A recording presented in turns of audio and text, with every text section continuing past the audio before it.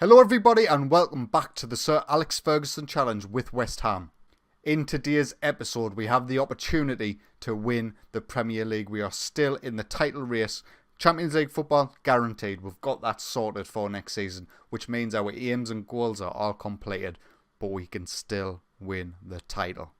So when we last met, it was of course us getting knocked out of the Champions League by Chelsea. We followed that up with a 3-0 home win against Cardiff to keep up the pressure on Manchester City. And this might be the game that comes back to haunt us come the end of the season. We then went away to Middlesbrough. We got ourselves 1-0 up in the 34th minute. Completely dominated the match. Should have had a lot more goals. And then Martin Braithwaite in the 88th minute equalised and crushed my hopes and dreams. So, we're 4 points away from Manchester City with one game in hand. The Premier League title is no longer in our hands. We need Manchester City to slip up in one of their two games. And we need to win all of our three, basically. That's the situation as things stand.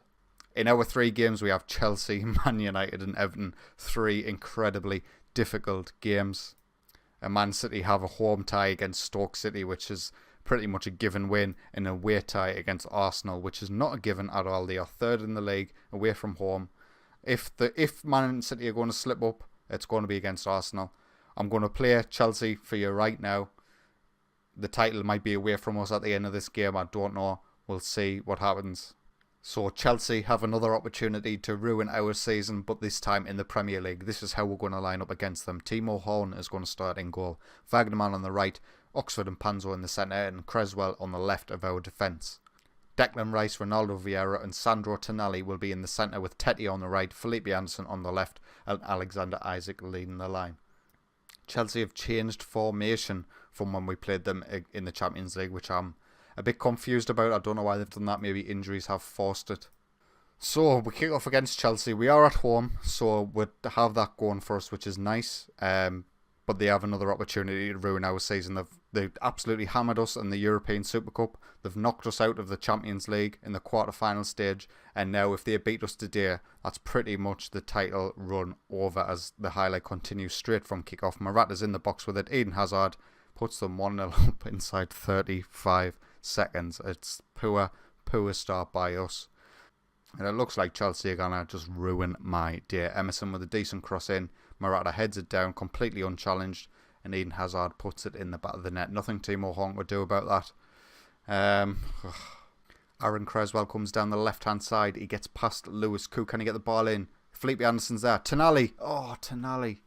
I thought that was going to make a 1-1. We're only 3 minutes in. Come on, boys. We need a goal here. Creswell with a corner. Tonali's there. It's out to Declan Rice. It's going to lead nothing this. I can feel it. And I was right.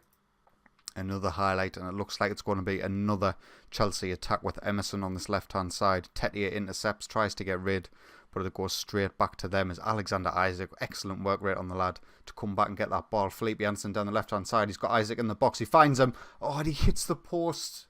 It's not going to be our day, lads. It's just not. Highlight now, and again, it's a Chelsea attacker. Looks like Lewis Cook with the ball. A lot of space for Aspi on this right-hand side. Is he going to get the ball in? He is. Eden Hazard's there. And he makes it 2-0 to Chelsea. The ball comes out to Aspi on the right-hand side. Decent cross in. Eden Hazard, the smallest man on the pitch, wins the header. Completely unmarked in the box. And I think our boys are just going to go out without a whimper. And that's it. Half-time. I'll just J the boys up and send them back out. I don't think there's much we can do at this point. Make some changes further into the second half. We'll go attacking as well. Highlight now. Felipe Anderson switches the play to Wagnerman on the right hand side. Is he going to get the beat his man? He finds Teti in the box, but that was a lame attempt. We're going to make some changes. We'll get Lucas Toussaint on in the centre. We'll get Dennis Mann on for Teti. And we're going to get... Who else are we going to get? We'll get Felipe Anderson off for Moise Kean. No, we won't, because I haven't put Moise Kean on the bench. Hold on. Let's try that again, shall we? We'll get Ronaldo Vieira on off for Lucas Toussaint. We'll get Dennis Mann on for Tetia. And we'll get Moise Kean on for Felipe Anderson. Another highlight, Aaron Creswell with a lot of space on the left-hand side. Gives the ball away just so poorly, that. Dennis Mann on the ball now. Oh, he gives it away. Morata comes forward. Timo Horn with a good save. Creswell with the corner. Can we get ourselves back in this? Moise Kean. Front post. We need another two, lads. It's not good enough. Come on. Aaron Creswell with the corner. Moise Keane completely on. Where's all? I need to look at my corner tactic. Alexander Isaac picks up the ball after we've cleared from a Chelsea corner. He's absolutely done his man there. And he's going all the way to the byline. He gets the ball in. Moise Keane to Tonali. Creswell on the left hand side. Get the ball in the box. Dennis Mann's there. Dennis. Highlight now. Aspi sends Belotti away in behind the defence. Timo Horn keeps us in with a shout in this game. 5 minutes to go. I think this game is going to whimper out with us getting beat 2-1 off Chelsea. Chelsea have just ruined my life. Reece Oxford dispossesses Eden Hazard and he sends away Alexander Isaac. He needed to put that away. And that's it. All over probably. Premier League is not going to be ours this season. Absolutely dominated the match. Completely dominated it. But just 2 Eden Hazard goals seals the win for them and probably the end of our title hopes. Right, I'm not going to live comment the Manchester United game. We're not out of the title race just yet. We're 5 points behind with 2 games left and they've only got 1. So if they get beat off Arsenal, it is still possible if we win our last 2. But it's highly unlikely. So I'll play the Man United game. We'll review the situation after that, see where things stand. And if we're still in with a shot, we'll live come the final game. And it's over. We've ended up drawing 1-1 with Manchester United after dominating the match again. Not being able to convert our chances. Lukaku gets the equaliser in the 63rd minute. It's over, lads. And there it is. We've just played Everton and we got beat again. You know, I wasn't that bothered. I didn't really pay much attention to the match itself. And knew that obviously the league title was over. And Man City did actually get beat off Arsenal as well. So if we'd beat Man United, there might have been a possibility. But, you know, winning the league was a stretch too far for us this season. So a fantastic season from West Ham, even though the end of the season stuff has left us a little more depressed. This is our best overall 11 so far in this save. Timo Horn in goal, Wagnerman, Pongracic, Issa Diop and Aaron Creswell are left back. Reece Oxford and Lucas Toussaint in the defensive midfield positions. Dennis Mann, Lanzini, Felipe Anderson and Alexander Isaac. In terms of our end of season awards, Alexander Isaac wins Player of the Season, which I agree with. He's been fantastic this season. Goal of the season's Moise Keane. We'll have a look at that. Signing of the season was Emerson, our right back for £4 million. Emerson's, you know, he's developed quite nicely, but he hasn't got the potential he did once have. And young player of the season is Alexander Isaac. And this is the goal that wins goal of the season, a long-range free kick against Port Vale. It's not that impressive, really, is it? I mean, direct free kicks are nice whenever you score them, but it's not what I would want. In terms of the season in review, we've lost in the quarterfinals of the Champions League against Chelsea. We were runners-up in the Premier League against Man City. We lost in the European Super Cup against Chelsea. We got knocked out of Brighton in the FA Cup 5th round and we lost in the League Cup 4th round against Swansea. So domestic competition-wise, in terms of the cups and stuff, we didn't perform very well. But getting to the quarterfinals of the Champions League, when you weren't even expected to be in the Champions League, I think was a really big achievement from us. In terms of other awards, Alexander Isaac came second in the top goal scorer award. He scored 27 goals and 1 assist in his games. Harry Kane got 29, so he has won it. But Isaac did claim Young Player of the Year award in the English Premier Division. He only played 29 games in the league. You know, he was injured for a good period, and he still managed to keep up with his goal scoring weight, which is fantastic. We've won Manager of the Year, which I think was to be expected, taking West Ham to second. And in Players Team of the Year, we had Tony Lotto at left back. I mean, he did end up playing a lot of games because of the Creswell injury, but that's a bit surprising. Pongracic ends up getting in there for Man City. That is just disgusting. I hate saying that. He did actually play a few games for them and he played incredibly well when he did play. Wagnerman was the right back for the Team of the Year and Isaac up top. We'll take a look at some of the other stats, see if we feature on any of these lists. 4th top scorers in the league. Most headers completed, that's fine. Average possession, 53%, that's okay. In terms of clean sheets, we came 4th as well with 16. That's particularly pleasing. I was hoping to be more defensively solid this season. And we actually came 2nd in the the least conceded league behind Man City, which is to be expected. They won the league. 2nd in the average attendance. We conceded the least from corners, which is surprising. Something I wasn't too pleased with how corners went for us this season. And in terms of the player overview, obviously Alexander Isaac came 2nd in the top goal scorer award. He also came 2nd in the average rating. Most player of the matches for the season. Ronaldo Vieira making an appearance in the pass completion stat, which is great. Assists wise, we've got nobody up there. That's something we're going to have to look at over the next season. And yeah, nothing else really standing out as noteworthy. So I take a look at the squad for next season and I think, what do I want to do? One of our keepers will leave in the summer. It'll either be Pau Lopez or Timo Horn. I actually don't mind which. You can see in the average rating, they've got exactly the same average rating. Pau Lopez did make himself first choice for me. But if an offer was to come in for him, I would definitely consider selling him because of that. Because we do have Craig Davis coming back in next season. He will be in the first team squad. Definitely.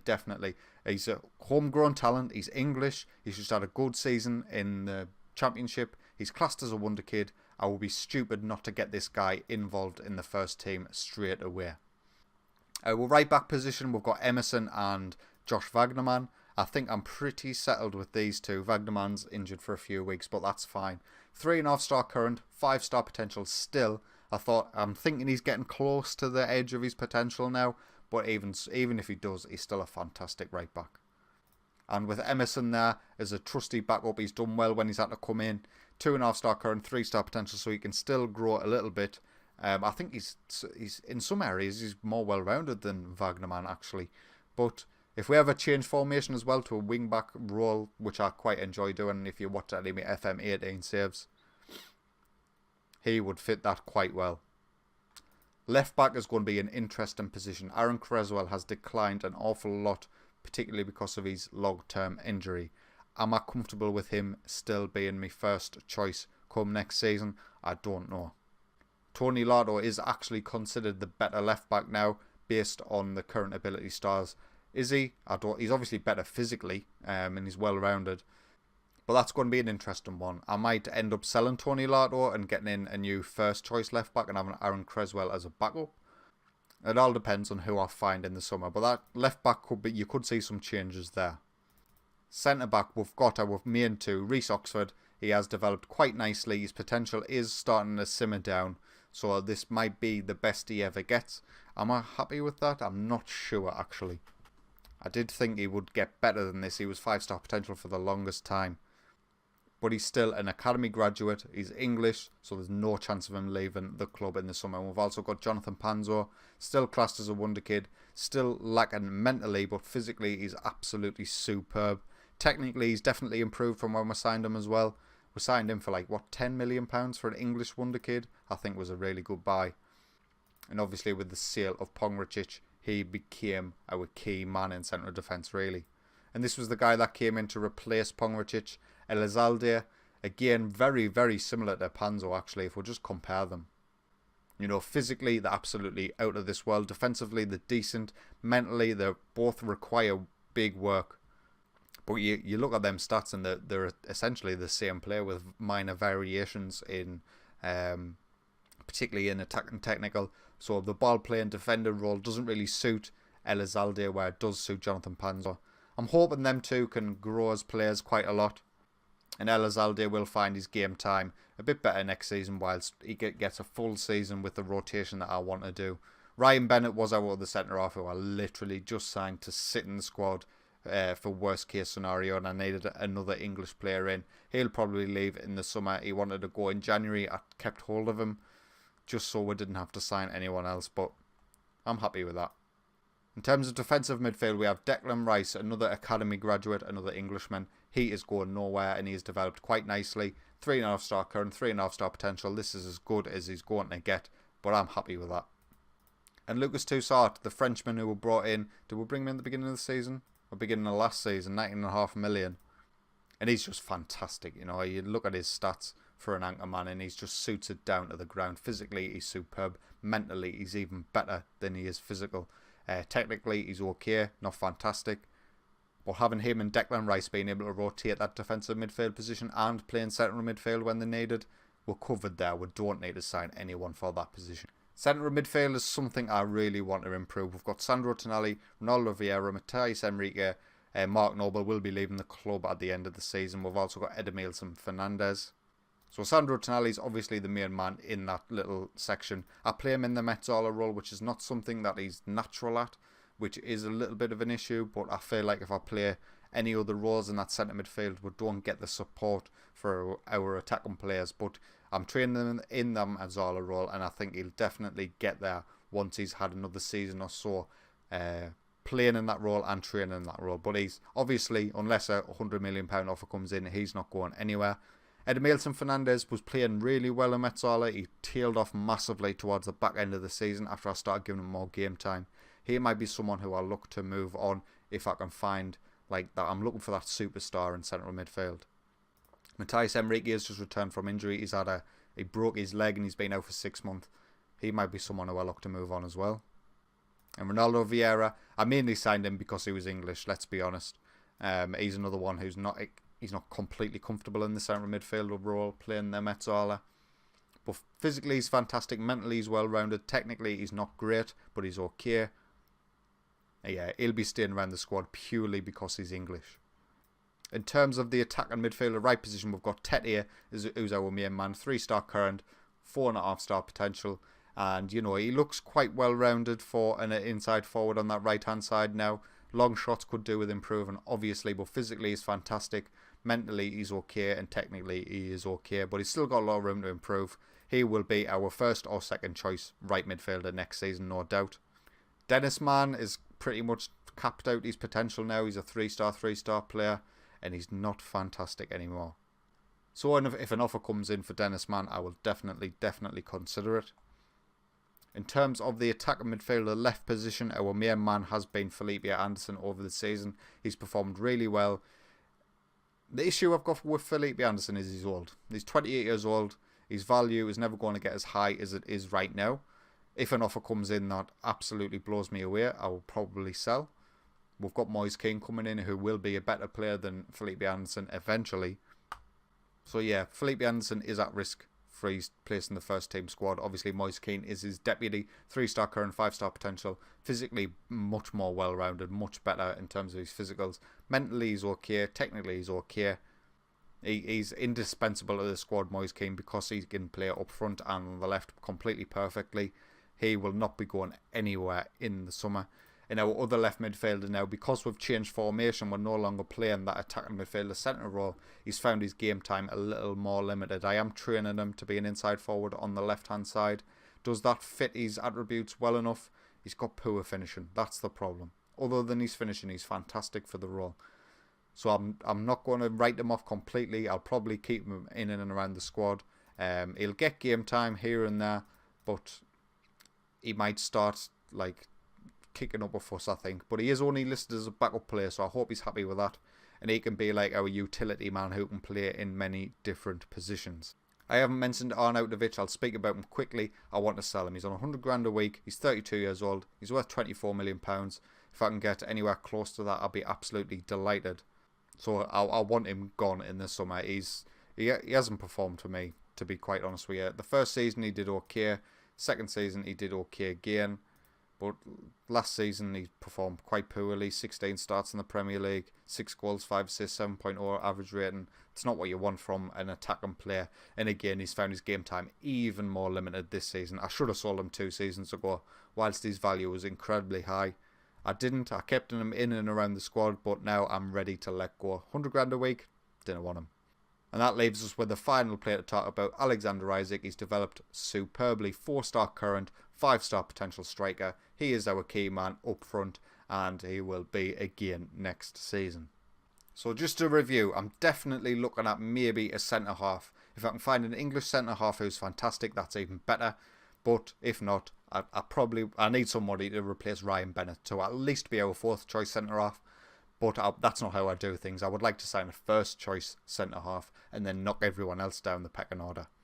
Left back is definitely an area I need to look at in the summer. If I'm stuck with Tony Lato and Aaron Creswell, will I be that disappointed? Probably not, but maybe Tony Lato becomes our first choice left back. Defensive midfield, sorted. Don't need to touch it. Central midfield, I need a superstar. I think that's one of the key areas where I need to improve. Sandro Tonali is a superstar, but he's not in the role I'm playing him in. So if I can find someone who's really comfortable in a Metzola role, who's also got potential, he's good value for money, I'll look into it. Attack and right midfield, Tete is definitely nailed down. Dennis Mann can leave the club if an offer comes in, but if nobody comes in for Dennis Mann, I'll not look to make an improvement there. Intenti will be first choice and Dennis Mann will be his backup. Attacking midfield left, we've got a deluge of options, but if Felipe Anderson leaves, I think I'll look at Jadon Sancho. And up front, we've of course got Alexander Isak, Moise Kean and Arnautovic. I might need to bring someone in to play back up to Alexander Isak depending on who leaves and who doesn't. But yeah, we'll see that. Oh, and I didn't even mention goalkeeper. We'll know what's happening with the goalkeeper. One of the two will stay, one of them will leave, and Craig Davies will come in. So it's going to be a busy summer ahead. Some big changes to make if the sales happen that I expect will happen. Champions League is the aim again next season. I'm not expecting to win the title. We've got an incredibly young squad that's improving every season. And hopefully another season like we've just had will be had. We'll get to the later stages of the Champions League. Hopefully we'll push for the Premier League title. Man City obviously won it this year. Liverpool won it last year. So it's a bit topsy-turvy depending on who's going to take the lead. Hopefully it's us. You never know. But Champions League football is all I'm expecting. And in terms of finances, I will just remind you, £90 million to spend, 500k a week in the wage budget. But that'll be greatly enhanced because of the 100% transfer revenue made available. And yeah, so we've got plenty of money to make the changes that I think we need. If you have enjoyed today's video, please consider leaving a like, and if you enjoy my content, get yourself subscribed. But until next time, take it easy.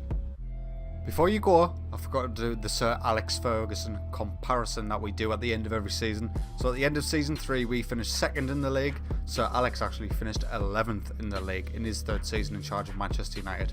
We got the FA Cup 5th round, he got to the 6th round. We got the League Cup 4th round, they got knocked out in the 3rd round, and of course we got to the Champions League quarter-final. So I would say on balance I think we're doing a bit of a better job.